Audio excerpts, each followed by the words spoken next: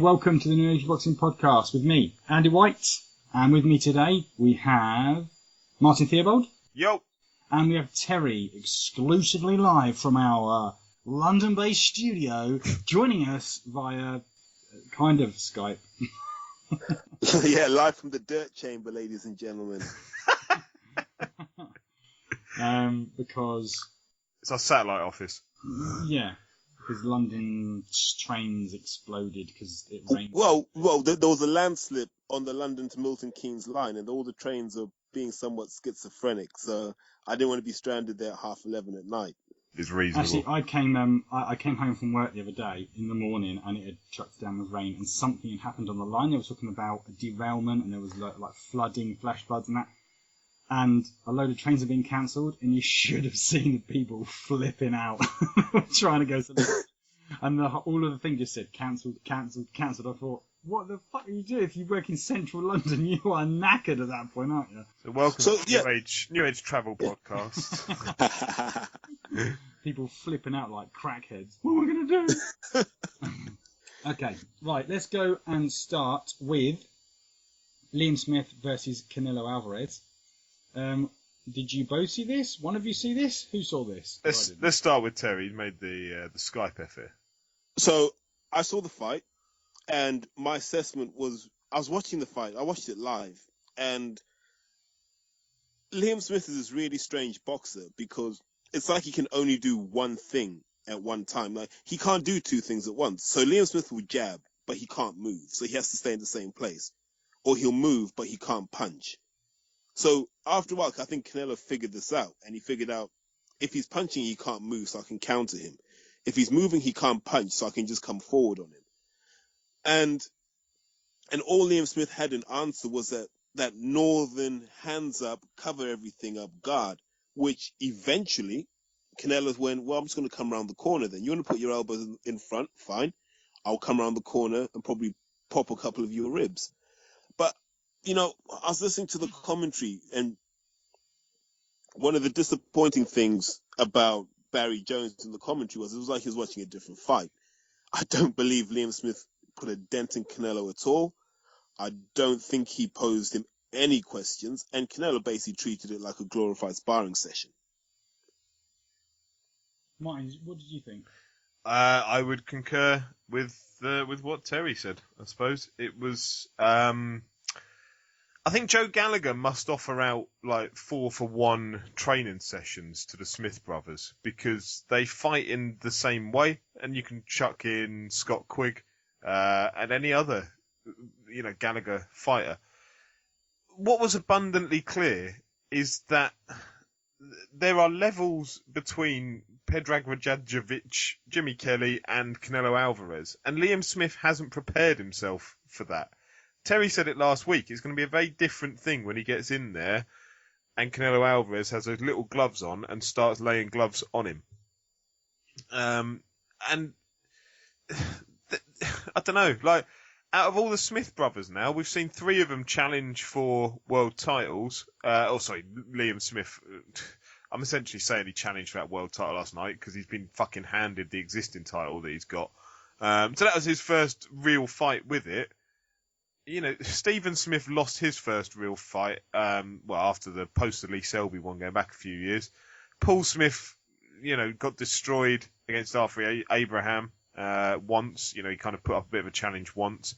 And now Liam Smith. But out of all of them, Paul Smith is probably the most successful of the 3 Smith brothers in world title fights, ignoring the Liam Smith ones today. And that's how bad I think Liam Smith did in it. I don't think he was competitive at all. I think Alvarez... yes, he's too big, and yes, there's a whole weight issue, but he's also too good. Weight aside, he was just too good for Liam Smith. Going back 12 months, who would we have said would have the most successful 12 months out of the Smith brothers? You would probably say Callum, but I think we were all waiting for Callum to get that big fight, because Eddie keeps telling us it's round the corner. It's still round the corner, but that corner is becoming quite circular at present. Leading back to nowhere. Yeah, so, I don't know, going back 12 months, who would you reckon, Terry? So we were all looking at Callum Smith to go the WBC route, because he'd kind of put himself in pole position for that one. And you look at Callum and you go, I imagine you'll be a handful for most people. But when he fights a legitimate boxer, which he hasn't done yet in my eyes, when he fights a legitimate boxer, we will find out who Callum Smith really is. I think for now, you know, the expectation had always been Groves would beat Badou Jack, and then Callum Smith would aggressively pursue that fight. Badou Jack beats George Groves, and Jack is all wrong for Smith because he's fit for the 12 rounds, which is something Gallagher likes to prepare his fighters for. But he's also very consistent. His punch variety is limited, but he's so consistent with it that eventually you'll drop your hands or you'll overcommit, and Jack makes you pay. So he's very underrated, and Eddie Hearn will steer Callum Smith the hell away from James DeGale because DeGale will take him out. So the question I have is why was there an expectation that Groves would beat Badou Jack, and therefore they would want Callum Smith to fight fight Groves if they're still steering him away from Badou Jack? Do they not know anything about Badou Jack before that fight took place? Groves should have won that fight. So Groves is levels above Badou Jack. Had it not been for the knockdown and going off the scorecards that we received, Groves would have won that fight. So he wouldn't beat Callum Smith? My own opinion is Groves would floor Callum Smith a couple of times on the way to a points win. So why would they pursue Groves but not Smith? Not Badou Jack. So you have to understand Eddie Hearn's mindset. He hates fighters having belts that he doesn't control.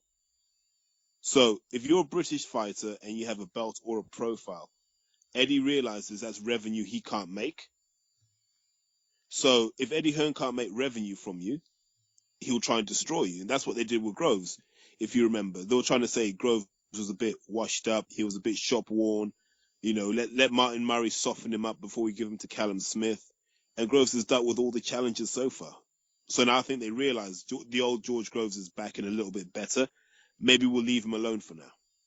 I'd hope that on the back of last night and Alvarez dealing so comprehensively with Liam Smith, that they're actually going to take Callum Smith down a proper route now before they put him into a world title fight and actually get him a gatekeeper at that level. Get him a super middleweight, a former world champion. Even get someone like a Mikkel Kessler out of retirement. Do you know what I mean? Like Mikkel Kessler, who's been out for a couple of years, would be ideal for Callum Smith to go in with and actually learn a few lessons about what it's like to go in at world level before you put him at world level, which is what they've done with all the other Smith brothers, and it's failed because I'm still not acknowledging the WBO title of Liam Smith until... Can I ask, should Liam Smith be getting floored by a punch that Alvarez took him out? It was a body blow, wasn't it? That then wins him. Yes, he should. It's not a lack of skill, or what is it a lack of in order? Do you know what? If you go back to how he fought, he had the guard where he had his gloves kind of touching his ears and his forehead.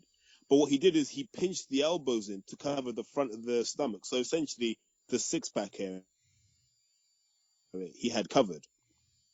And if you look at when he got stopped, he got caught with the shot coming round the corner, which hit the liver. And in boxing, we call the liver the off switch. Because you only have one liver, the first sign of trauma to the liver, the body tends to shut down, almost plays dead, because you can't risk losing your liver. Otherwise, you are headed for a very quick death. But also remember, he got caught the first time to the body with a shot to the solar plexus, and that poleaxed him as well. So he was kind of tenderized for that second body shot anyway. Okay, so a question's coming from David McGinley. Who fared better out of Brook and Smith in their respective fights, and where can each one go next? I'll tell you what, let's start with where do Alvarez and Smith go next, and then we'll move on to Brook afterwards. So Terry, do you want to tackle that one, or at least start us off? So where does Alvarez go next? I think they will make a lot of noise about wanting to fight Golovkin, and they'll offer ridiculous terms that Golovkin will say no to, and they will get Kell Brook over. So I think Golden Boy have mastered the art of having British boxers come over to the States. So why wouldn't you get Kell Brook over? He's a live opponent. He's a name, and people would really like to see that fight. And it will be a big draw. It will be a big fight. I think a lot of Brits would go over. And what that would do is it would say to Golovkin, we put on a bigger show with Kell Brook than you did. That means we're the A side by a long way. Mine? What do you think of that? Yeah, no, I wouldn't disagree with that. I think for Liam Smith, he's not been at world level, so you can't say that he'll return to world level. And this is my major gripe with it: is it because he's been a world title holder doesn't mean he's world level. He needs to go down. You've got Liam Williams fighting soon against Ahmed Patterson. I think take on the winner of that. Liam Williams is a vicious puncher. Make yourself legitimate in Britain first. I think Joe Gallagher bitched for so long before this fight about the British media not paying attention to the fight. And you know how there weren't the mainstream media going over to cover it. Well, yeah, because you haven't got a world title holder there. You've got Liam Smith who's beaten up some domestic level people. Like, legitimise your fighter first, and then you've got a legitimate gripe about the coverage that you get. But he needs to solidify himself in Britain first. And, I think maybe perhaps some of that would involve having to get off of BoxNation as well, because it's not a platform that builds superstars. Just on that, I have a question. And this is more of a broader question, but when does a lack of experience in the sport become a lack of talent? Do you know what I mean? Like, if you're exposed to 100 fights and you're sort of winning and putting up good fights, putting up good shows. If you're exposed too early, people say, "Oh, he hasn't taken enough good fights." When does it become he's just simply not good enough?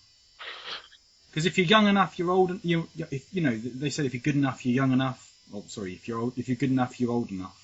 That kind of, you get all these contradicting sayings that come into the mix. When does that line get drawn? So let's take Charlie Edwards as an example. Someone in the matchroom camp, maybe John Wishart, I don't know, maybe someone thought this would be a good idea. There are a number of reasons why. It's hard to match people at that weight anyway. So when a chance comes, take it. I think it was Al Heyman who made the call for that fight. So politically, you kind of have to take it. But if you'd watched Casemiro, you knew this was a guy who had been in hard. So he was a tough guy. And Charlie Edwards, for all of his amateur skill and for all the wars he might have had in the amateurs, he hadn't had a professional war. So what happened with Charlie was, it wasn't a lack of skill or a lack of talent that cost him the fight. It was the nous to say, this guy's hitting harder than me. I am not putting a dent in him. Therefore, I need to modify what I'm doing. He kept doing more of the same. So experience is being able to make those adjustments in the ring because you've been in situation X before. And that's what experience is. And it can happen at any age. So if you look at a lot of the Cubans, they could probably turn over at 18, 19. And they've seen most of the things they're going to see. It would just be a question of they need toughening up. So you'd stick them in with very limited but quite horrible characters to toughen them up. So in the old days of someone like a Dean Powell, he was the guy who took care of that. So he knew what your weaknesses were, and he matched you. So you started to develop those weaknesses and turn them into things that, you just weren't scared of certain situations anymore. And that art of matchmaking seems to be lost. Which is strange, because you'd have thought that would be the first place that a coach would start. Like, you're strong in this area, but you're weak in these two areas. So let's work on those two areas to I don't realize it's a basic example, but you kind of get the principle, right? Yeah, it's tricky though. It's so. Let's take Martin. Let's say Martin has to fight in December.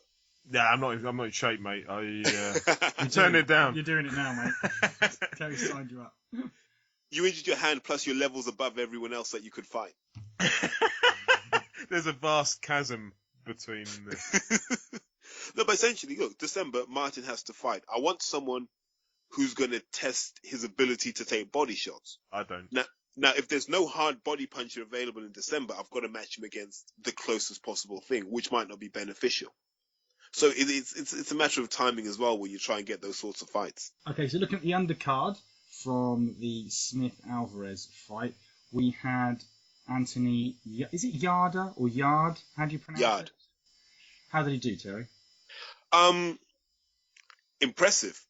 Took the guy out, matter of minutes. There was no point in scheduling this bout for any number of rounds. It wasn't going to go that far. And people say he took on someone who was limited, fine. But if anyone can get hold of the footage of the left hook that knocked the lad out, it's impressive because Anthony Yarde put his hand out to jab. And from that position, he's almost managed to generate dynamite force just by stepping forward and twisting. And he's hit the guy on the point of the chin. The guy's fallen into the ropes, doesn't know where he is, and that's the end of it. And you looked at him on a Golden Boy card, and you just looked at him and went, I don't think this kid's out of place.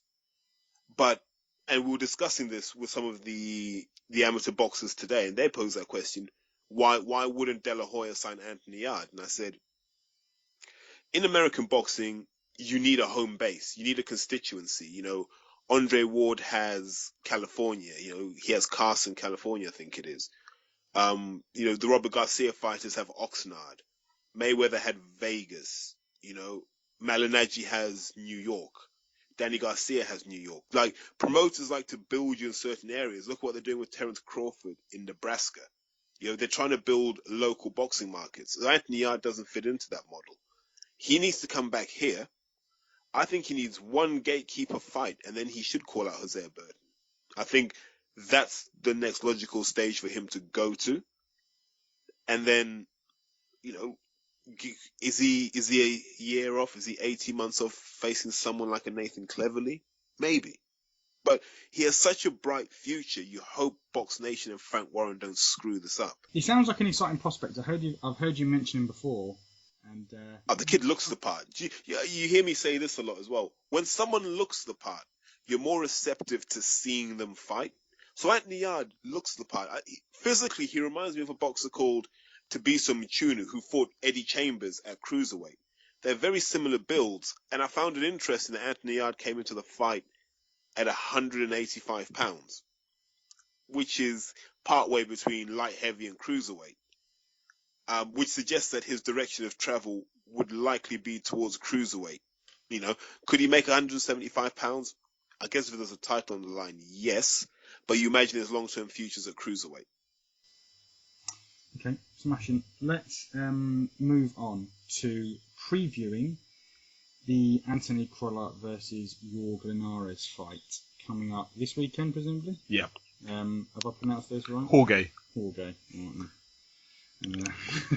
There are fans who enjoy me mispronouncing. There are also those that get pissed off when you don't, which amuses me even more.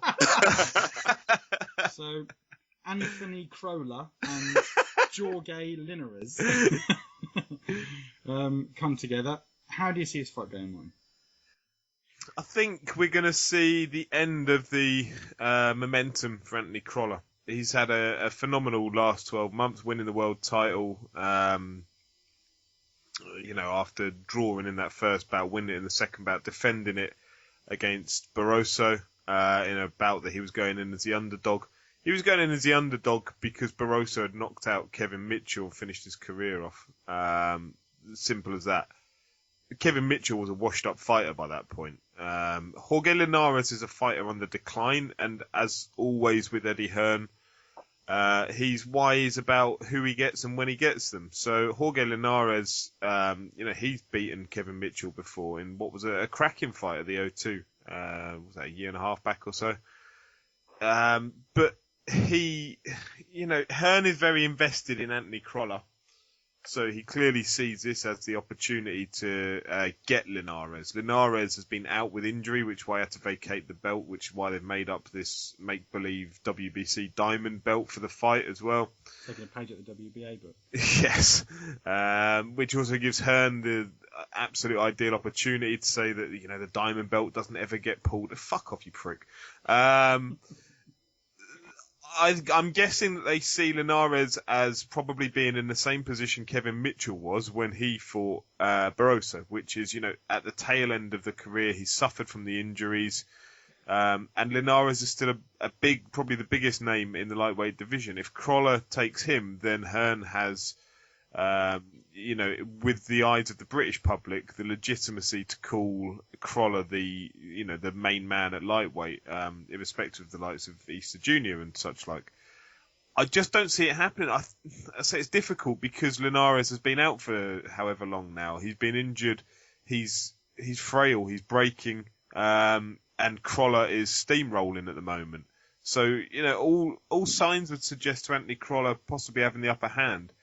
But I think Linares is a wily old fighter. I think he's going to have too much for the fairly limited and one-dimensional Crawler. I could be wrong. What do you reckon, Terry? When I look at Anthony Crawler, I look at a guy, and he's almost the archetypal Gallagher fighter, where you've got to have that half liter of bottle inside of you, and then you've got to have that other half liter of stamina in you, and then you've got to have that really high guard and walk your guy down till he gets tired, and then you start to turn it on. Now, against Barroso, I think, they underestimated Crawler and what he would do. I think Linares is smart enough now to know Crawler's going to really push in the second half of the fight. And I'm hoping he uses his experience to empty out Crawler's tank. So the things that Barroso didn't do, going to the body, really attacking the arms, because people don't realize in boxing, if I can really detonate on your arms and give you 2 dead arms, you're not punching as hard as you might want to. And these are tactics the wily old veterans would use. They'd slow you down that way because they'd say, well, let me slow him down. And then when I want to take him out to the head, I've got all the time in the world. And, little clever things like Canelo will do that as well. Just small little clever moves like that. And if Linares can pull that off, he's going to confuse Gallagher. Because if you notice in the Liam Smith fight, Gallagher doesn't have a plan B. Nope. And I'd be worried as a Gallagher fighter that everyone's getting exposed cruelly. Same as Quigg versus Frampton. Yeah, got exposed cruelly. And the last one left is probably Callum Smith. And when he gets exposed, will Eddie Hearn then have to build a new super gym somewhere else? Yeah. I mean, what are you predicting then? What are you predicting for Crawler? 40% of me says Eddie Hearn wouldn't have picked this fight unless he was confident Crawler would win. But Linares has pedigree, and it's about how much of that pedigree comes into the fight. So I'm going to go with Crawler for no other reason than I think they've seen something in Linares that is vulnerable. What about you? I'm going to pick Linares because I think if you get 80% plus of Linares, I think Linares wins it. If it's under 80%, I think Crawler wins it. But we're not going to know until the night. So if I take a punt, I'm going to go with Linares because I think he's a proud enough man and a proud enough champion over time that he wouldn't take it unless he felt he had enough left in the tank to go in. And he knows he's going to have to go to war with Crawler. Anyone that's seen Crawler over the last 12 months knows they're not going to have an easy night of it. I just think Linares must know that he's still got enough about himself that he can stomach that and take it and fight. And the irony is, at no point have we said this is a fight for who's number one in the division, because I think we generally accept that neither of these two are. I think I'd suspect Robert Easter Jr. versus Zlatan Cannon might resolve that question. Yeah. Okay. Have either of you got more to add? No, there's no particular undercard to it either. It's a bit of a wipeout since Isaiah Burton and Frank Buglioni got called off. But I'll tell you what I do find interesting is it's almost like Eddie Hearn's emptied his tank of bullshit. There hasn't been that much crap coming out of Eddie Hearn's mouth in the build-up to this fight.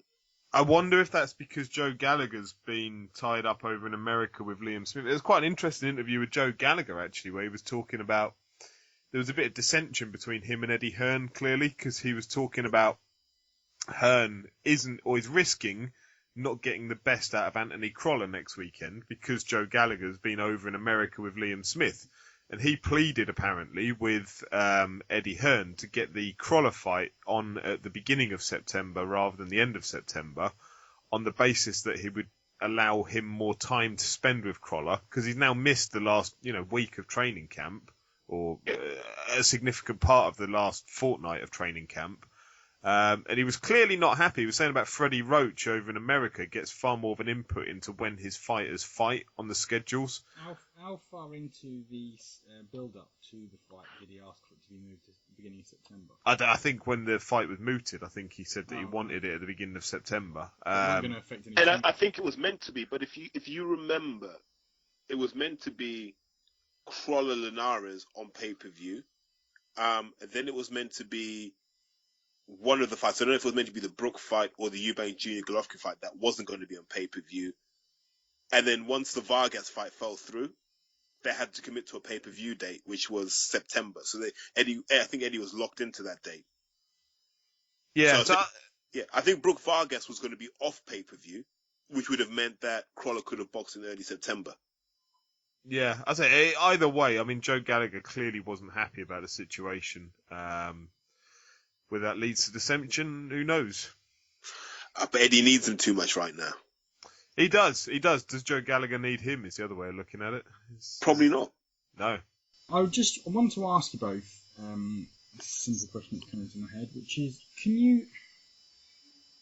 I'm not entirely sure where you're going to draw the line here, but I mean, a stab in the dark, maybe we'll say less than 10 fights. Can you name the 3 most exciting prospects in boxing at the moment? You know, the less than 10 fights. Fucking hell. Are there not 3 that jump out at you? Top of my head. The reason I say that is because obviously, just to give you a few seconds to have a think, but like, you've spoken about Anthony Yarde and said that he's a decent fighter and you see big things potentially from him.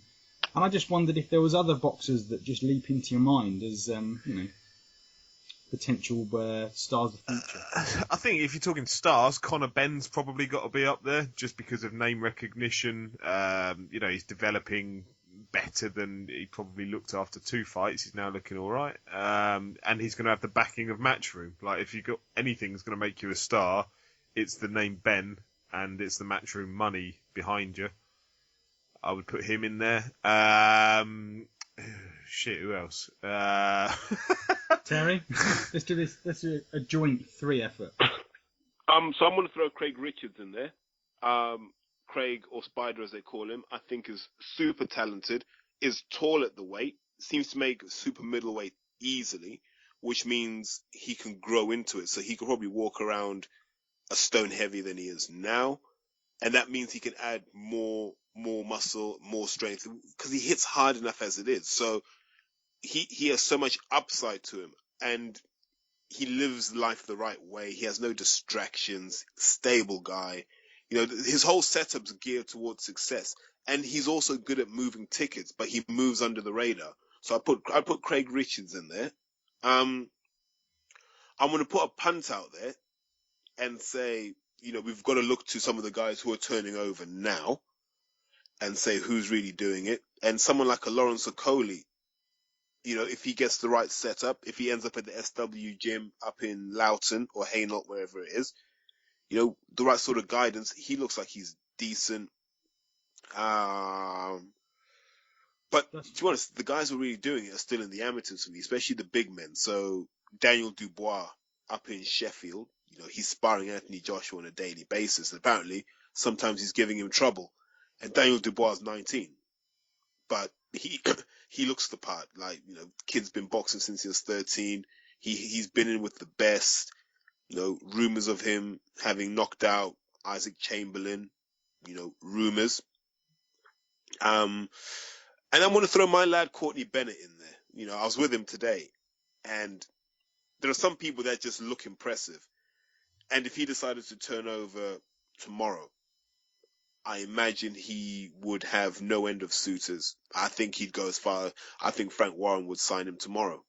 Sticking with someone like a Peter Fury, and the kid's gold. So I think that there's a lot of talent floating around. But in terms of like in the pros, guys like Reece Bellotti, you've got to put your name down on him. I never know if O'Hara Davis is under 10 or over 10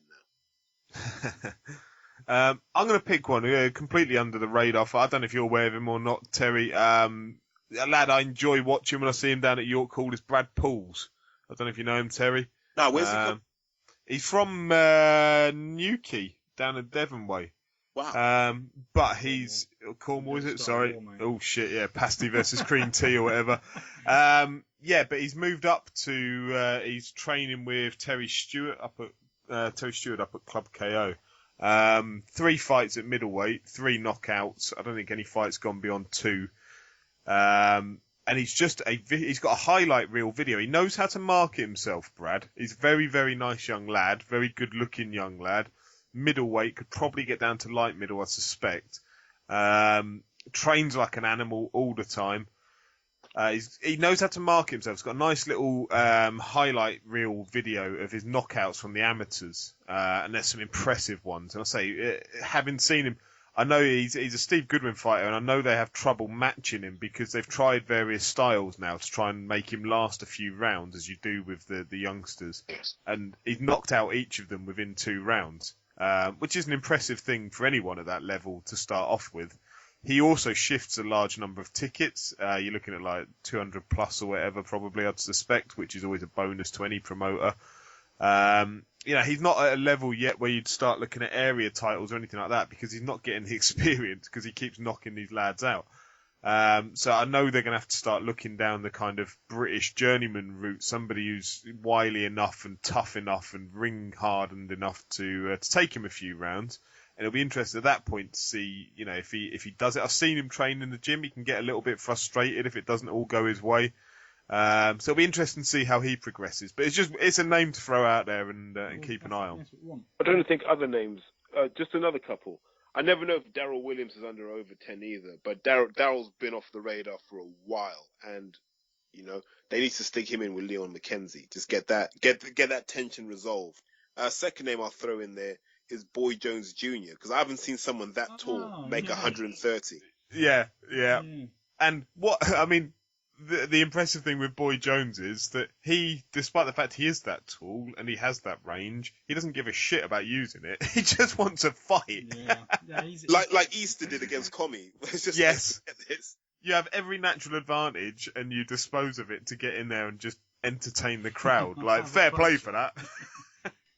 Terry, do you remind me what the name of the guy was that beat Joe Joyce to get the gold medal, the French boxer? Tony Yoka. So, I don't know how much you know about him. Is he going to turn professional? Do you know? And if he did, how well do you think he would do? I don't know what his intentions are. Theoretically, he could do another 4 years in the France system, because they are building they're building their own boxing miracle, which is, kind of like the Irish model.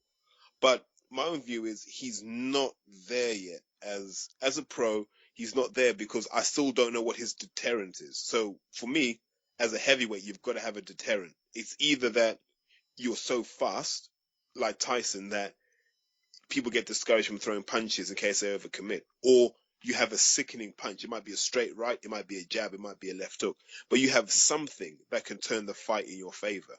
And I haven't seen that from Yoka yet. So until I see that, I'd worry about him in the pros. Maybe he needs to go away because he's quite small for his frame. Maybe he needs to go and add that bulk and, follow the Joshua workout plan for a year. Don't go this way, please. And see where it goes. Because if he does that, because remember, Joshua didn't really impress anyone in the Olympics. And then out of the box, here comes this monster. So Yoka could be that guy. Because he looks the part, as I keep saying, and John Mahal's going to pull me up on this expression, from dress as well to they look the part. He looks the part. He could advertise anything, and promoters love that. How old is he? Yoka, 24, 25. So he could do it for 4 years, couldn't he? But yeah, and remember, this is the lad that's already beaten Joseph Parker, so they boxed in, I think it was like the Junior Olympics.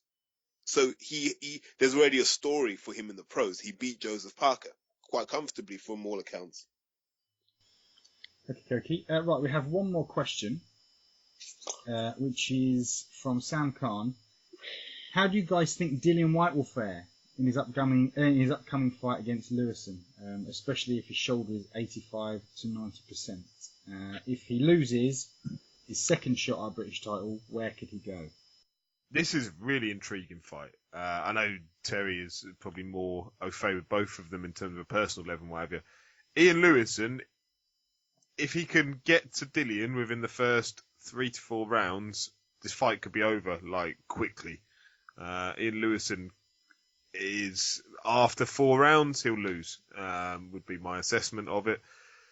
But for those first 4 rounds, Dillian Whyte needs to be sharp. He needs to keep Lewison off him. He needs to protect well against the big right hand of Lewison. People don't know Lewison. You know, the Sky Sports viewers don't know Ian Lewison. And so they're going to assume it's a walkover fight for Dillian Whyte. But it's not a walkover. Well, why has he got to make sure in only the first 4 rounds? Has he run out of gas or something? Ian Lewison doesn't have an engine on him particularly. Oh, okay. I'll probably hand it over to Terry at that point because he knows the two of them a bit better than myself. But that'd be my assessment. How do I describe Ian Lewison? Ian Lewison's been knocking out grown men since he was 14. He started boxing. Pretty much, yeah. So Ian Lewison is a freak of nature. The guy's Foreman-esque in his ability to punch, seemingly without any technique or any balance. He'll knock you out from any position. So if you go back to the late 90s, he was meant to fight David Haye in the amateurs. And they pulled David Haye out because it was like, well, forget fighting this Ian Lewison, who's just railroading people. So while people generally in boxing don't know who Ian Lewison is, and quite rightly, because he's never been given the breaks in the sport.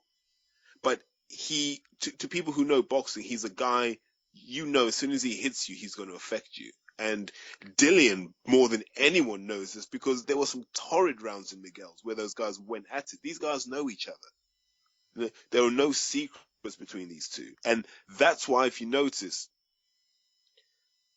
Dillian's, he's tweeting, but it's not that normal kind of tweet that he was throwing away to guys like Sam Sexton, who he was confident he could beat. This is the guy he knows he's been hurt by. And I take the opposite view. I think after 4 rounds, they'll both be fucked anyway. So after 4 rounds, it will just be both of them. It'll be a war of attrition after that. It'll be a leaning contest from about round 5 onwards. Yeah, it'll be wholly unpleasant to watch. Yeah. But let's get excited because here you have, look, this is about the World Heavyweight Championship of Brixton High Road. That's what this is really about. This is about who can get the extra piece of chicken in KFC. This is about who can go into Nando's, and get that black. This is about a small strip of road. Really, it's about who can get on the 35 bus first. That's what this is about. This is about when you go into Miguel's, you want to know that you're the top dog, and these guys are bickering, and then, Big Dom Akinladi's just laughing, going, but I have a belt, I have a British belt, you guys don't. So just a quick one for Sam Khan, who should be cheering on Ian Lewison because he is the Asia Pacific heavyweight champion. So, got to be true to your roots. But overall, I think Lewison has a little bit too much for Dillian. So are you going for a Lewison win then? I am, yeah. In what way? What method? So I can put on my lab books for him. It's not going to be points. Yeah, there's only a knockout win for Lewison, I suspect. Don't expect him over 12 rounds to put on a technical display that's going to leave you awestruck. It won't happen. The other interesting thing about this is happening on the Ricky Burns undercard up in Glasgow. I suspect they want to steer this fight away from any potential problem in London of these two and their fans. I'm not saying there would be, but I think it's probably quite poignant that they've taken the fight and moved it up to another fucking country. It's crazy because I don't think there could be a problem between their fans. Their fans are the same people. That's true. If that makes sense. It's the same people. You'd have to fight with yourself. What do you foresee happening? I actually think Lewison will stop this in 3. I think I was discussing this with Danny Flexen the other day, the old Boxing News fella, and yeah, I think that Lewison just has that bit between his teeth at the moment. He's got a point to prove, an axe to grind, all that stuff. And we saw Dillian Whyte was susceptible to power shots against Anthony Joshua. that's all that Lewison has in his tank is power shots. He doesn't have anything else. So, like, how is he going to handle 3 to 4 rounds of those bombs coming at him consistently? If he can get through that, then I think he'll walk it. But I can see Lewison going early. Okay, so what happens if you're both right and Lewison does knock him out? What does that mean for Dillian White? The experiment's over.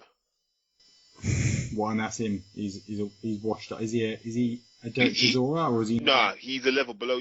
Look, Chisora is a gatekeeper. Like, if you beat Derek Chisora, you have a right to fight for a world title. If you beat Dillian White, you have the right to fight for the Southern area.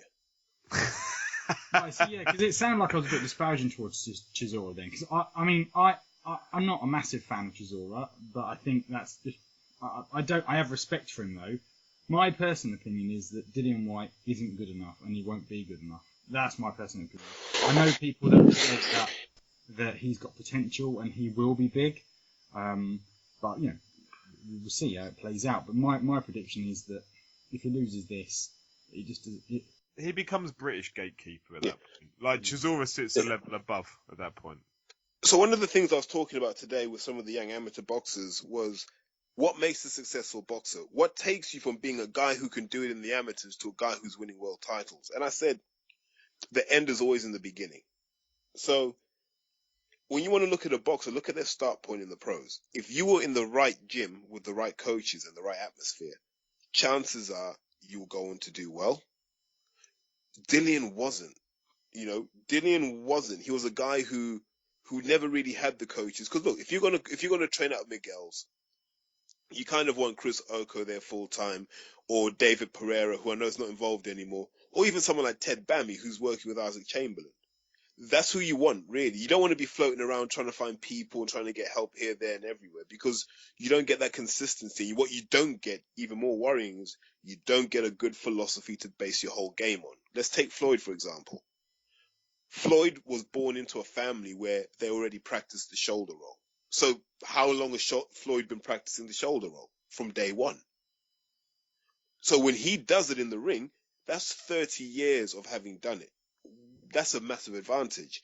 Joe Calzaghe trained with his father from the amateurs to the pros. And you saw the results of that. So, and this is a message. So when people are always asking questions about who, always look at where the boxer started out. Because if they started out in an elite environment or a tough environment, they'll have a better chance of success than if they were just part of the crowd somewhere. Can I just ask a quick question? We're running out of time, really, but I still want to ask us. What, on a technical level, did Mayweather do when he fought Canelo that Canelo just couldn't handle? What couldn't Canelo do? Canelo fell for the bait. So if you go back and watch the fight, what Floyd would do is he'd bait Canelo. Look, I want to make Canelo jab. And he'd bait him into jabbing. And as he jabbed, Floyd would just step to the right and the jab would shoot over. It's like when he made Canelo punch the ropes. He baited him. But then if you also watch part of that fight, there's a sequence where Mayweather double jabs Canelo through the guard, doesn't really make much contact, booms a right hook to the side of Canelo's head. Does the same thing again, booms a right uppercut to Canelo's chin. At that point there, you're thinking, I have no answer to Floyd. And then people just stop throwing the punches that they'd like to throw. And they start to second guess themselves. And once you do that, your technique falls apart. And that's why Mayweather's always successful, because he forces you out of everything you know. Oh, nicely summed up. Okay, right, we're going to lose Terry for the remainder of the podcast, unfortunately. But just before you go, Terry, I want to give you your argue the inarguable. Oh, fucking hell. Okay. If Brooks fights Canelo, then we should definitely see Khan versus Triple G. Go. I want Brooks to fight Canelo in Tenerife at about 5 in the morning. Over who can have the last sausage. That would be a hell of a fight. And then, it sets up nicely for a Triple G fight. But to be honest with you, I don't know if either of them would leave Tenerife because we don't know who's who. I've never seen, we never seen Canelo with a wife, so I don't know what would happen in Tenerife. Let's focus on that one. Let's forget about the Golovkin fight for now and let's focus on the fight in Tenerife. I mean, we could get MGM to sponsor that. They could expand their territory from Marbella into Tenerife. I mean, MGT. So I mean, I can't wait to get sued. It's going to be brilliant. Canelo does have a daughter, to clarify. I know he's... Yeah, but Terry's never seen him with a woman, so... Well, so end of, mate. Barrymore had a daughter. Okay. Right, okay. Thank you very much for chipping in, Terry. And wait. Hold on. Before we go, this is for David McGinley. Was there enough analysis in this one? We were criticised for being too ranty, so we're going the other route this week. Yeah, we've been quite studious in our analysis this week, I would have thought, but there you go. Maybe we could just add some more. Let us know, David. Let us know. Maybe we need a hybrid. Feedback is always welcome. Okay, Terry, well, I'll let you say goodbye to the fans, and we'll see you next week. As always, guys, take care. Goodbye. Thank you. Make sure you follow New Age Boxing UK, New Age Boxing Podfather, all on Twitter, at the Seven Wolves at Twitter. Find us on Facebook. We're not hard to find. Engage, get involved, ask questions. Get involved, man, because the more you ask us, the more we tell, the better informed everyone is. Then you guys can all show off to your mates. And, for Sam Khan, listen, you got lectures soon, man. Stop Googling shit. Thank you, Terry. Okay. Cheers, guys. Bye. See you later.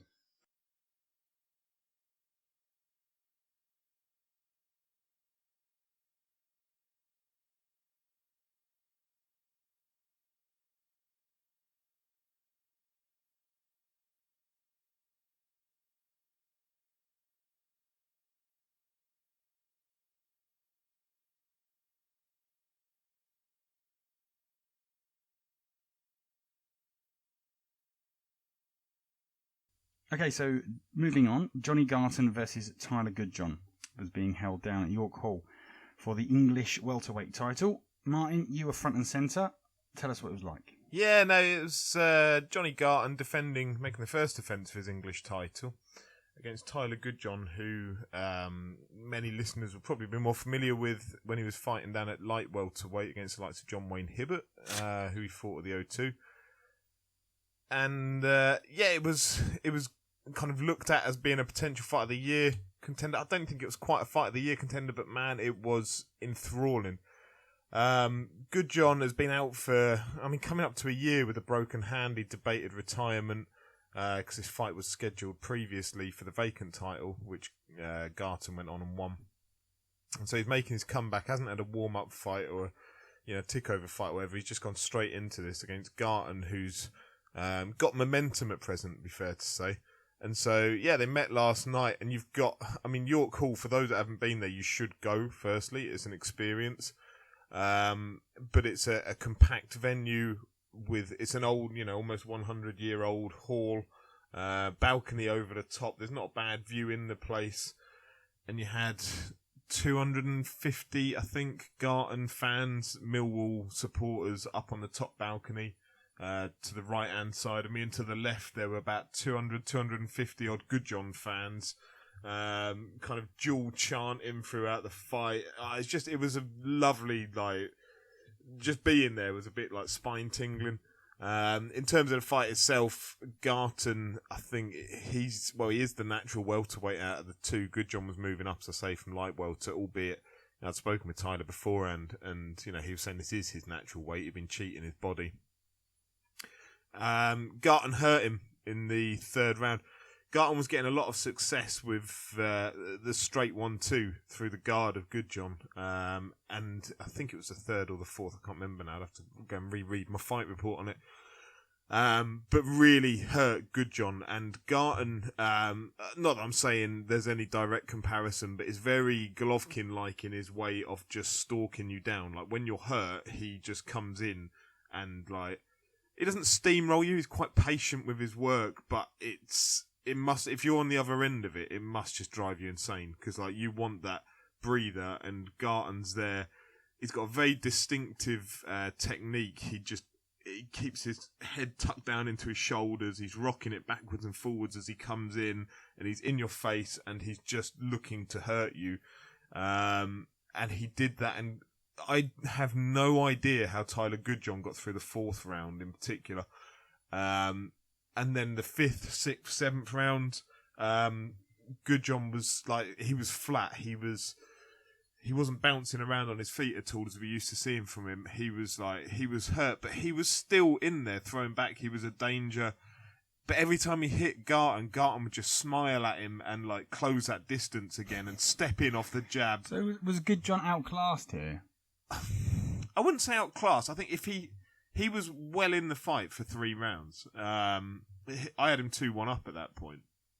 And then when he got badly rocked by Garton, like, he didn't fully recover in my view. And I say you could see it in his feet, that his feet movement there was no bounce to him. He was quite flat-footed. And Garton, I say, is incessant. Like, he would be a nightmare to have opposite you in the ring when you're hurt. He's the next Triple G. I've heard it from you. Single G. Yeah, he's going to jump up to middleweight next. So he dominated. He dominated the fight then through the middle rounds up until about round 8 when Goodjohn just seemed to get his second win. So despite the fact he'd taken a bit of a shellacking, to the point where I say in round 4, I was genuinely thinking the ref was going to step in at one point. But I think 'cause it's a title fight, they let it go on a bit. But then I say Goodjohn kind of got his second win and came into it in the later stages, and they stood and they punched each other, and they just went to war for like probably 6 or 7 of the 10 rounds. And I say how Goodjohn did that showed incredible heart. And Garton, I think, showed that he trains out of the iBox gym with Eddie Lamb, who's the coach there. But Bradley Skeet, who's the British welterweight champion, also trains out of there. So that's a very good training base to have. Is that if you've got the guy who's the next level up from you, is also then. What I like seeing is Bradley Skeet was there last night, like walks him down to the ring with him. Garton said that he'd never fight Skeet for the British title. But he's clearly going to have eyes on it. I think he has to fight John O'Donnell next as an eliminator for the British title now, Garton. But he's got momentum at the moment. His single loss in his career came to Sam Eggington in a prize fighter. So you can't really read too much into a prize fighter fight because, especially Garton says by his own admission he doesn't fight for the first round of a fight. He needs to take a few punches to get himself warmed up. Yeah, he does. And you can see it. Who was that boxer? Oliver McCall? He used to cry. Yeah, he used to cry in the corner as well. Who was he fighting that time when he just really got carried away? Lennox Lewis. Rubber balling. Yeah, Lennox Lewis. World title fight. Strange. But yeah, no, he's not quite that level, Garton. But he... it was a good win cut. It was a lovely fight to watch, and it was lovely at the end. Like, these two guys have punched holes in each other for 10 rounds. And then, they take the gloves off and they stand and embrace in the middle of the ring, like, have a laugh with each other. They're talking about what went on in the fight, and like, they've been so respectful all the way through the build-up. Was it quality boxing? It was amazing. Like, at times, it was probably not for the purist at times, because I say they did just stand in the pocket and trade and fight. But, Garton was... like a Carl Froch fight. Yeah, a little bit. Garton was happy to go and take it back to the ropes and let Goodjohn come into him and then try and fire off counters on him and stuff like that. So Garton showed a few skills. I've actually messaged him this morning and he said he wasn't overly happy with his own boxing in it. But that's his style ultimately, is he likes to get into a fight. And it was a fight. It was a fight. It's difficult because you watch a like you say, like a fight, a scrap kind of thing, and it's satisfying. But then you go and watch like a Klitschko Fury, and whilst it doesn't have that same sort of blood pumping exhilarance, you look at them having the sort of like technical prowess, and you respect it a lot more. They're almost like two different sports to some extent. Yeah, two people throwing beating the living hell out of each other, and two people doing like a boxing chess match almost. Yeah. It almost felt like not that I was alive, but when you see the images or you hear the stories of the old fights that like York, where people would have been like smoking at ringside might be, because the smoke was. Love to see that. But you know, like the smoke was still settling from the smoke machines from the entrances as the two are going at it. And you've got 500 people up on the balconies like cheering their man. It was a real like it was a moment. It felt like a little bit special, and it was a good fight. And this fight brought to you by John Player Special Cigarettes. but yeah, Garton picked up a unanimous decision on points, and yeah, it didn't disappoint. I mean, one thing there were a couple of other noticeable things from the card. One thing that struck me particularly was there was a young lad, I think his name was Jules Phillips, and he was making his debut. I chatted to him a little bit in the changing rooms before. A real nice young lad. I think he's only about 22. Done a fair bit of amateur. I think he joined the army maybe, and then he was making his pro debut last night. And it was a really stark reminder of how hard the professional game is. Like this young lad, he's very baby faced. You know, he looked 18. Granted, he's only 22, so not a massive difference. But he went in there and he was fighting a guy, Craig Derbyshire, who's a bit of, he's a road fighter. He goes and takes on people. He gets paid to go and take on these people. And Derbyshire, I think, fairly early on, realised this kid was wet behind the ears, which, there were some debutants that aren't wet behind the ears. They might have gone and done, like, unlicensed boxing or whatever. So they're a little bit more adept, perhaps, or a little bit stronger. This lad, he wasn't ready, I don't think, for a professional debut. I think you could see it in his eyes in round one that, like, fuck, this is now professional boxing. Like, these gloves are small, there's no head guard. I'm getting punched by a man who gets punched for a living. Like, he's not bothered about my punches. This young lad was quite, bothered by his. So, all the best to Jules Phillips, and I hope we see you again. I hope it doesn't deter somebody too much. It was a hell of a hard debut fight for him, and he lost it on points. He stuck it out for the 4 rounds, but it was a real stark reminder because I was sat like literally ringside looking into this lad's eyes as he's thinking, I don't want to be here. Like, what time's X Factor on? He must have been like having that conversation with himself as he's. If it's his debut, what I don't understand is, shouldn't he be making his debut at the O2? Conor Ben Stiley. Yeah. Why not? That's normal, right? Yeah. No, this is the real life of what these lads go through. I felt for him because that must have been a very, very long 12 minutes in there when he realised that, perhaps he wasn't quite ready for this professional boxing game. So, you see loads of kids turn over. Very few stick it out. Very few of those that do, make it to British title level. And then you narrow that field even more that make it onto world level. When you see the likes of, Liam Smith, who we discussed earlier, and people may say he got outclassed by Canelo, which he kind of did. You got to remember he's in that very small percentage of the talent pool that have made it through, their debut, and they've come back for their second fight, and then they've made it to 10, and then they've gone on to that British level, and they've moved through. Like, yes, he may have been beaten by the better man last night, Liam Smith, but he's still in that very minute pool of people that have made it through that far. Yeah, I suppose it.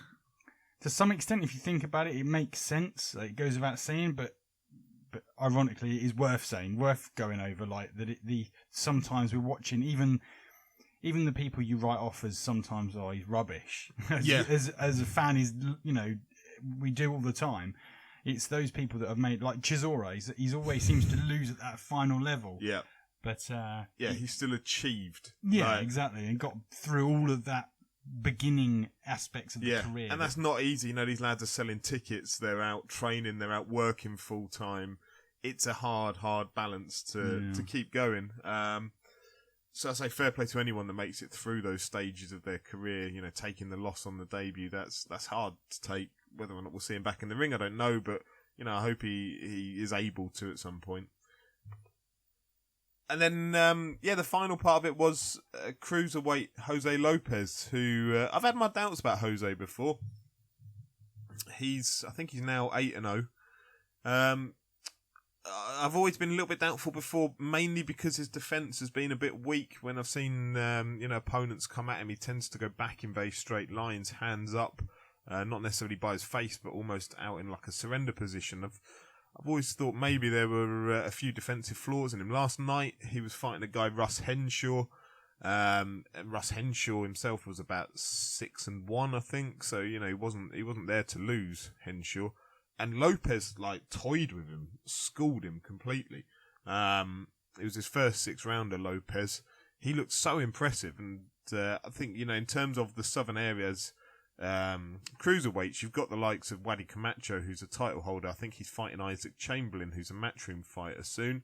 But yeah, Jose Lopez is one to watch out for in the cruiserweight division. He was playing with his man to the point in the 4th round, I think 4th or 5th, the referee had to remind him that he was in a boxing match and he wasn't just there to dance about a bit. Yeah, he's a good looking lad, huge at the weight. And yeah, he's a talent. He could go quite far, I think. So just keep an eye out for him, Jose Lopez. You've heard it here first. Much the same as Single G. Single G, yeah. Has been scouted by mine. Okay, let's move on to Chris Eubank Jr. So let me get this right. Good luck. Yeah, Chris Eubank Jr. is training in the gym with a cruiserweight. The cruiserweight injures him. He then pulls out of his next fight, which then nullifies the point of him being able to claim this 3rd fight defence and then therefore winning the Lonsdale belt outright, which is the only reason that he entered his last 2 fights. And, well, what have I missed and fill in the rest of it? Right, so we'll fill in the rest of it. So his last fight was the Duran fight, which was the first defence of his British title. So he needs 2 more to hold it. Now, the Eubank team have always, they turned down the Danny Jacobs fight a while back for the WBA regular title on the basis that they wanted to win the Lonsdale belt outright because Eubank Senior never did it and it's such a prestigious title. Have they announced that? That was publicly... They've said that, right. Publicly, because we always thought that was the case anyway. No, that's why they didn't take the Jacobs fight. Yeah, so they were looking for the 3 defences. He was scheduled to fight Tommy Langford in October in Cardiff, which would be the 2nd defence.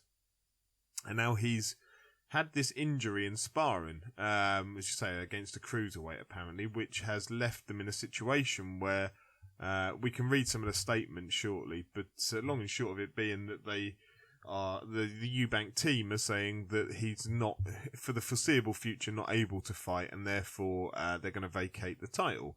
Now, watching a Frank Warren interview today, he was saying that the notes he'd seen from the medical notes that were submitted around why he was pulling out are that it's to do with tennis elbow, which is actually something I've suffered from myself in the past from my badminton days. Because I'm rock and roll like that.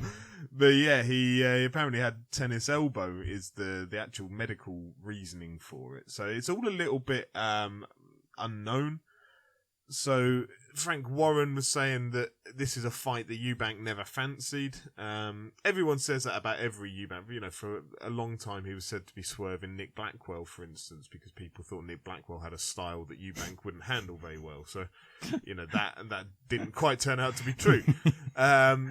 Frank Warren is adamant. I'm not going to say anything about this. I'll go to hell. Yeah. Frank Warren is adamant that Langford would bring a style that, Langford's a workhorse, but Langford, in terms of Eubank Jr., likes to fight in spurts, but with, pretty good power. Langford is more fighting consistently, but without the same amount of power behind it. So, Frank Warren's adamant that this was never going to be a fight that Eubank wanted. He's saying that as soon as it was signed off, he was convinced the fight would never actually happen. And it's not going to. So in terms of what I feel like it's easy for him to say that now. And easy for him to say, I certainly feel like Eubank has become a bit more consistent in his fights with his sort of spurts, if you like. They were sort of short and sweet when he was fighting back in the day when he was fighting Billy Joe. I certainly think it's improved. I wouldn't say that was his major weakness. Yeah, no, I'd agree. I think he's matured. I think it's possibly a nice way of putting it. I'm not sure what would be his weakness right now. Sloppiness. the fact that he's, the only world level fighter he's ever fought, he got beaten by.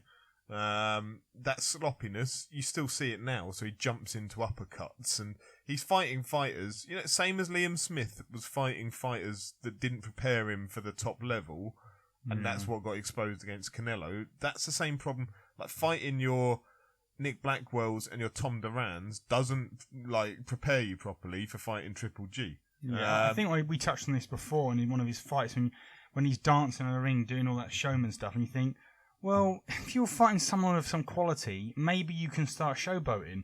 But when you're beating people that you're clearly better than, and everyone knew you were better than before the fight, what are you showing us? So what are you showing us? That statement is backed up. I've got the statement here from the Eubank team. So what you've just said is backed up by... This is a statement from the Eubank team. It's fucking tremendous. Eubank Jr.'s management team have advised that, in their opinion, there has not been a fighter in the history of British boxing who has had such a vast chasm of fighting prowess between him and the contenders for the British Championship in ability, speed, strength, accuracy and skill since its inauguration by the Marquess of Queensberry in the 1800s. Right. Cheers for the history lesson, knobhead. The stupid thing is you have to kind of agree to an extent when you've seen him fight Blackwell. It's too humble, that bloke. Stay humble. The Blackwell fight, the Duran fight, he was clearly a level above and a class above. Quite why you would come out and publicly say that, other than to back up your pantomime villain reputation, is baffling. There's other stuff in there as well that's pure gold. Get your hands on the whole statement. But he is clearly levels above. Now, whether Langford is the same level as Tom Duran and Nick Blackwell, Frank Warren came out in his interview saying, well, Tommy Langford is number 2 in the WBO. He's ranked 3 places higher than Chris Eubank. That means fuck all, because the WBO are corrupt as fuck. So, there's no point in reading into that. I feel just uncomfortable having that recorded on the podcast. Why? Well, I don't give a shit. Sue me, this is true. They're absolutely corrupt as fuck. And there is no way whatsoever. I mean, I'm not saying that Eubank has beaten world level fighters, but Tommy Langford hasn't beaten world level fighters. And to suggest Tommy Langford should be ranked number 2 in any world ranking organisation is shambolic. Yeah, but he knows Frank Warren. Yeah, but he's promoted by Frank Warren. Frank Warren sucks the dick of whoever's at the WBO, and therefore gets his fighters ranked really highly. Now, what's quite amusing is that in that video, Frank Warren talks about, that's it, if Eubank beats Langford, then he becomes the mandatory then, or he's in a better position. He goes up 3 places. He could become the mandatory to fight Billy Joe Saunders. Eubank doesn't need that. Saunders needs Eubank more than Eubank needs Saunders right now. He doesn't. Think? Yeah, I think absolutely. Eubank is far and away a higher profile than Saunders. He's But what sort of fights could they both look at now? well, I mean, With who? just going back quickly to that okay. point about the mandatory status. The mandatory status means that if he takes that fight, he only gets 25% of the purse against Saunders. So, to suggest that is an incentive for Eubank to get up to that position, take the mandatory, he gets 25%, Saunders takes 75%. You know that's not going to happen. Well, that's definitely worth more for Saunders than it is for you. Yeah. Eubank's got a following, and if he can only take 25% of the cut, when he's clearly going to bring more fans than 25%. Yeah, and Eubank has come out and said, give me 50% of the fight, or 50% of the purse, and we'll take it. And I think Saunders came back saying, I'll give you 5% or something. A real, piss take of an answer. So, yeah, the argument from Frank Warren about get yourself into the mandatory to face Saunders is just laughable, frankly. So, yeah, but just quickly on that, on their potential fights, what is the best fights they could hope for? I'm presuming that if Billy Joe Saunders wanted to, he could fight Golovkin, because Golovkin don't want his belt. Yeah, Golovkin has come out and... it depends who you believe, I suppose, ultimately. But Saunders is saying, send me the contract and I'll fight you on the next available date. So Saunders is fighting on the undercard of Tyson Fury in October. So it's not going to be that fight, but the next one after that, because the one on the Tyson Fury undercard will be a shambolic the WBO will manipulate the numbers, the top 15, and pick somebody out of the air. So, like, keep your diaries free if you're listening to this, because you might get picked by the WBO to fight Billy Joe Saunders in October. The next fight after that, Saunders is saying that he wants Golovkin. Golovkin clearly wants to fight him because he wants all of the titles. What other fights are there? I was chatting with a few people down at York Hall last night when this broke. One of them claimed that Danny Jacobs is the next fight for Eubank, that's already been agreed. I don't know what validity there is to that claim, but Danny Jacobs still holds the WBA regular title.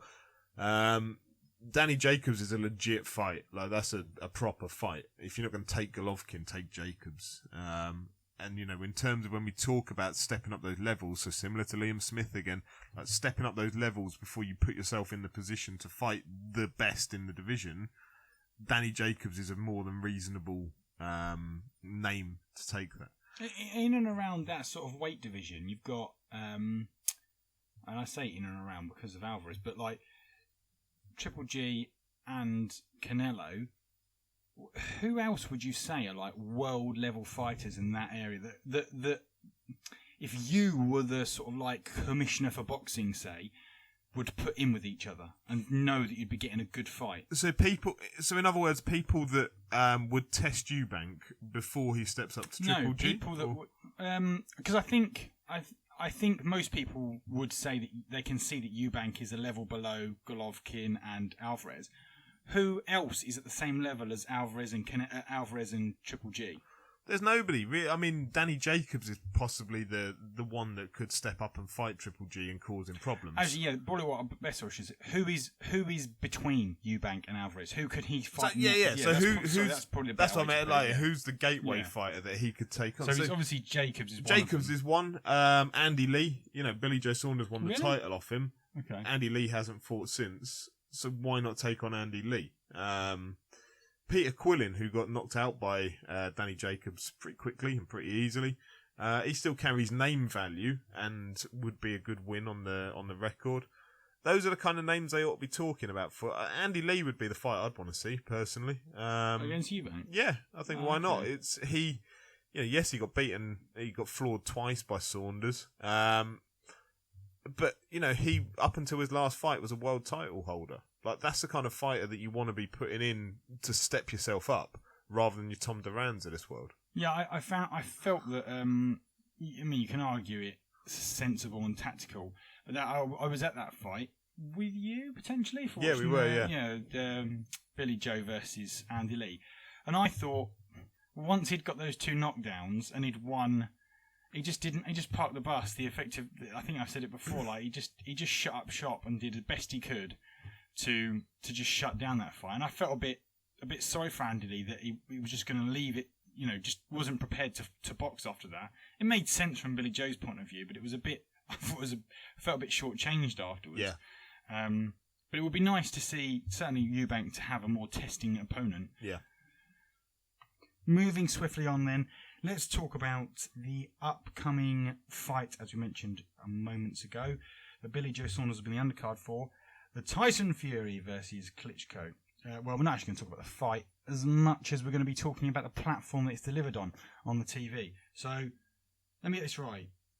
BoxNation, which you get through your Sky, which you pay for, then you have to pay extra for the BoxNation. Now they're trying to put it onto, or they are putting it onto their pay-per-view newly launched platform. So now it's behind 3 paywalls. So to boost their ratings, they're making you pay even more for it. What is going on? All right, so they announced it during the press conference of Fury Klitschko this week. I've written a whole piece about this on the website, so we won't, we'll kind of give an overview of it. Frank Warren and George Warren, his son, who deals with the business side of BoxNation, talked a while back about they had access to a pay-per-view platform on Sky. Note, I haven't used the word Sky Sport, it's Sky, so Sky TV. Sky Sports have the exclusivity to Matchroom. Sky TV don't. They have a more open, broad relationship with anyone. So BoxNation have got their Fury Klitschko fight coming up on a Sky pay-per-view platform. So they've announced it. It's quite Frank Warren-esque, really.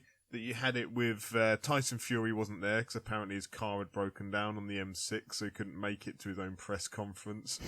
This is when Klitschko flies in on private jet or helicopter to nearby, but Fury's car. So you're making this grand announcement of your new damn K-Reg polos. Caravan So stuck on the reliable. M6. So you've got this grand announcement about the pay-per-view platform, and your world title holder doesn't turn up for the announcement. So it seemed incredibly flat. It's incredibly Frank Warren. So they haven't come out with the commercials of it yet, aside from if you're, just to clarify what you were saying earlier about the paywalls to it, if you're already a Box Nation subscriber at £12 a month, you get the fight for free. It comes as part of your monthly subscription. If you're not... So those 12 people get it for free. Yeah. If you're not a Box Nation subscriber, you can press the red button and order it. Like a usual Skybox office. Like a usual Skybox office. And they haven't announced the commercial side to it yet, but George Warren answered somebody on Twitter the other day saying they haven't decided, but they think it will be £16.95, which is relatively comparable to an Anthony Joshua fight. How... I realise this is a legal loophole, so to speak, but Eddie Hearn's surely not going to be like, oh yeah, fair enough, it's not Sky Sports, it's Sky TV, no dramas. Surely that's going to get up his nose somewhat. I'll come. Yeah, we'll come on to this. Okay. Right. So the £16.95. So in case you don't know how the pricing structure of Box Nation works, you pay £12 a month, but it's an £8 one-off setup fee. So that's the same as if you rang up tomorrow and said, I want to buy Box Nation on my monthly Sky subscription. It'll cost you £20, 8 of which will be the one-off fee, 12 of which will be your monthly cost. So this is where I'm a little bit baffled by it all, really.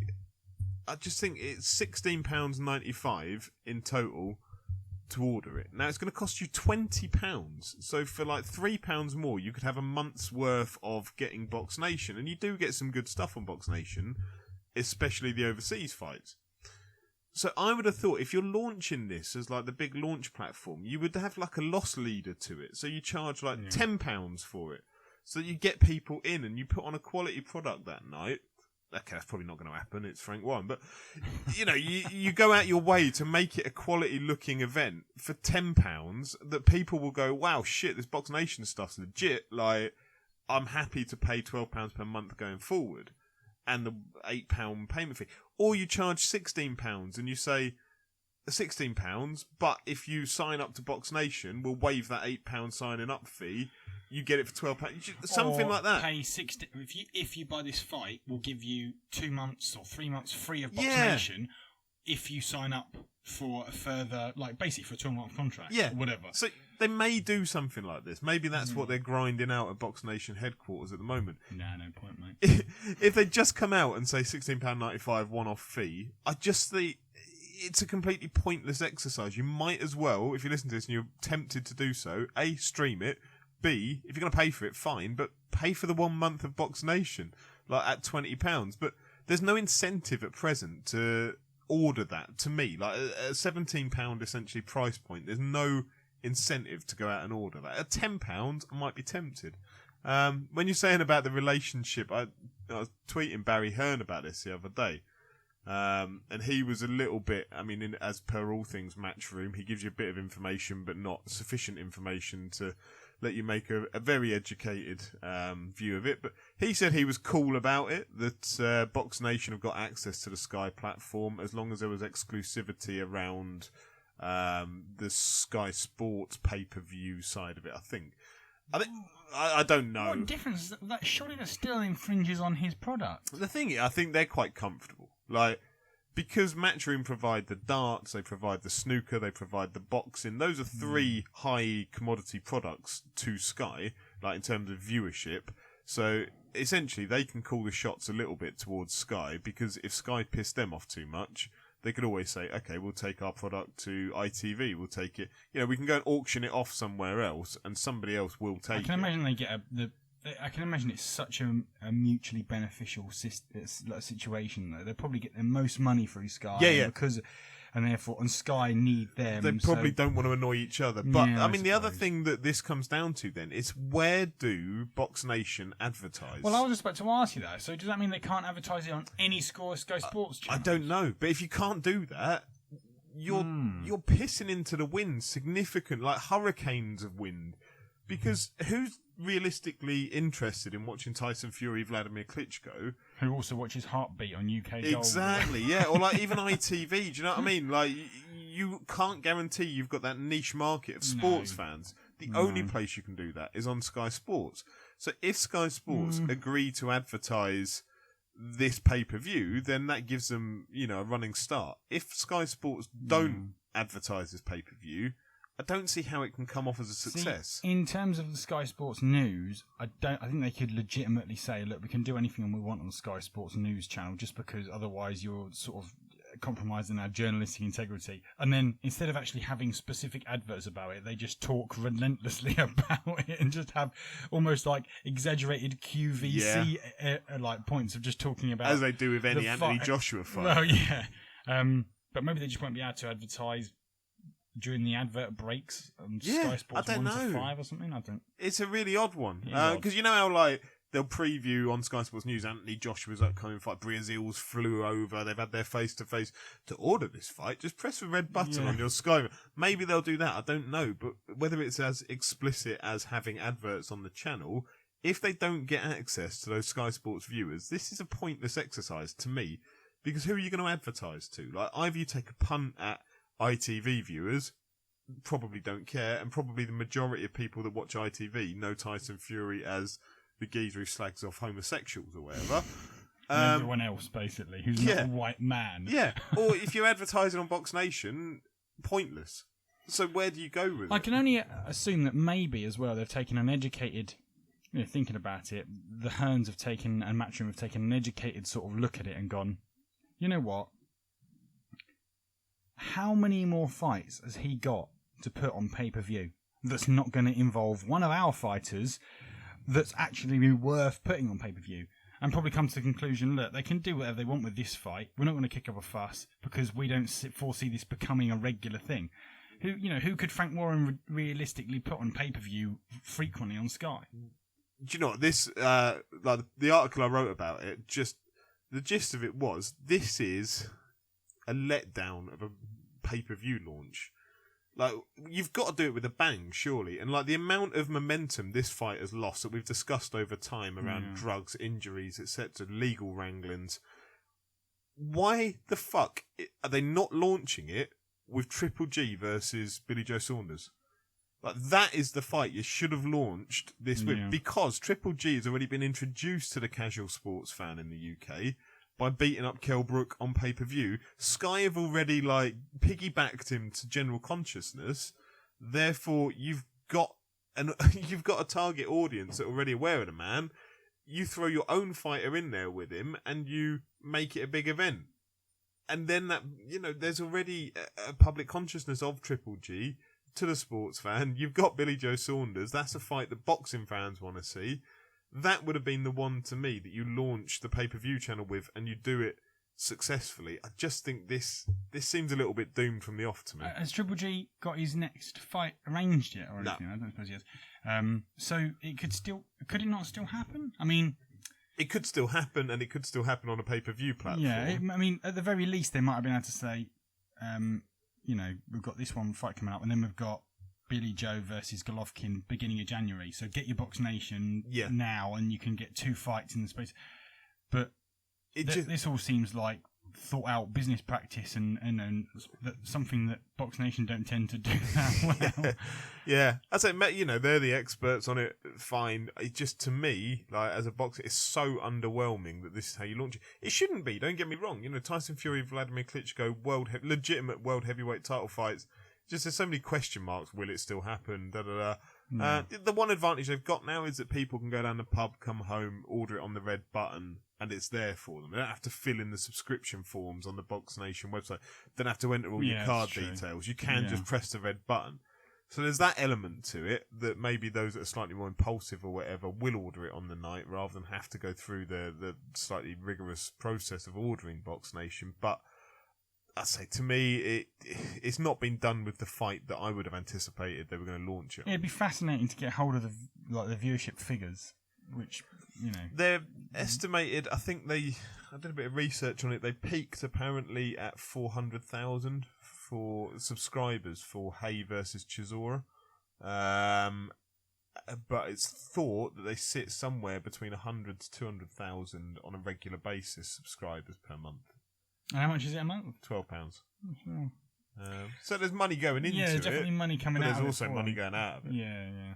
Okay, not a great deal left to cover, so I think we'll just go straight in with your Argue the Inarguable. Highlight of my week and others. Terry's one was earlier. Okay, so on reflection, the Sky pundits are a credit to the sport of boxing. Go. The Sky pundits are a credit to the sport of boxing because what they do is set a benchmark for the lowest standard possible.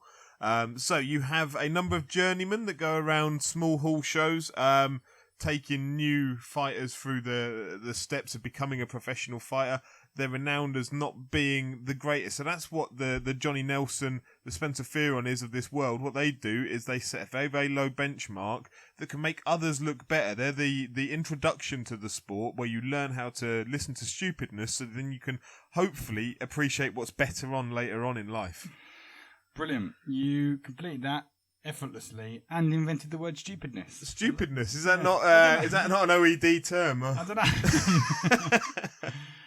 Okay, I guess that's all that's left from us this week. I hope you enjoyed the show. I hope you enjoyed the less ranting this time.